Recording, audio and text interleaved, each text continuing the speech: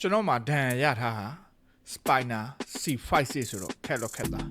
ဒါပေမဲ့မတက်နိုင်ဘူးကျွန်တော်တို့ရှင်းတန်နေတော့မှတော့ရုပ်ကန်နေရပါမယ်ကျွန်တော်ဗီဒီယိုတွေကဒီ Spiner လူနာမမဟုတ်ဘူးเนาะကျွန်တော်လေဖြတ်တဲ့လူ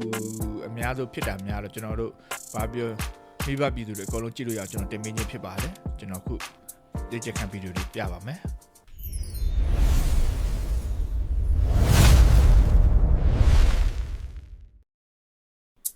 ဒီတစ်ခါတော့ကျွန်တော်အရင်လိုမဟုတ်တော့ကျွန်တော်ဒုတ်ချောင်းလေးကိုဖြုတ်ပြီးတော့ modify လုပ်ပြီးတော့ကျွန်တော်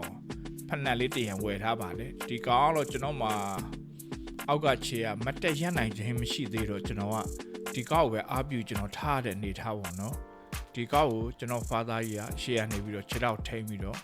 နည်းနည်းတိတ်ကလေးတွေဆွဲပြီးတော့အနောက်ကဆရာမကလည်းနည်းနည်းဖေးထားရတယ်ကျွန်တော်ခန္ဓာကိုယ် body ကိုထိန်းထားရတာလည်းသိပ်မလွယ်ဘူးကျွန်တော် body ကမရှိဘူးဆိုလဲပေါင်နေရနာမှာပတ်ချက်လေးပြေးနေတော့ဘာပဲပြောခုလိုလုပ်ပေးတဲ့ဆရာမလေးရောကျွန်တော် father ကြီးကျွန်တော်မှကျေးဇူးတင်ရပါတယ်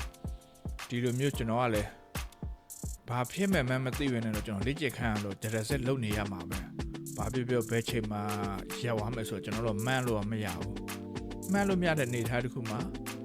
မိဘပြည်သူတို့ကစိတ်အားငယ်စိမ့်နဲ့အဲ့ရပုံမှာအဲ့နေတော့ကျွန်တော်တို့ဒီတိုင်းပဲပြီးသွားမှာပဲဘာပြောပြောကျွန်တော်ခုဘာပြောပြောမတက်ထရက်ပြီးတော့ကျွန်တော်နည်းနည်း10မိနစ်လောက်တော့နေနိုင်မဲ့အနေထားတစ်ခုကိုကျွန်တော်နည်းနည်းရစ်လိုက်တယ်ပေါ့ဗျအကြာကြီးပဲဒီလိုတိုင်းရိုက်တဲ့ချိန်တော့ဒီကောင်ကြောင့်အောက်ခြေထောက်ထိန်းနေတာတအားမလို့အောက်ကခက်ပါလေးပဲ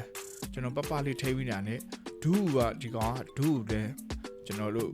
တိတ်ကြိုင်စရာမလို့ကျွန်တော်နောက်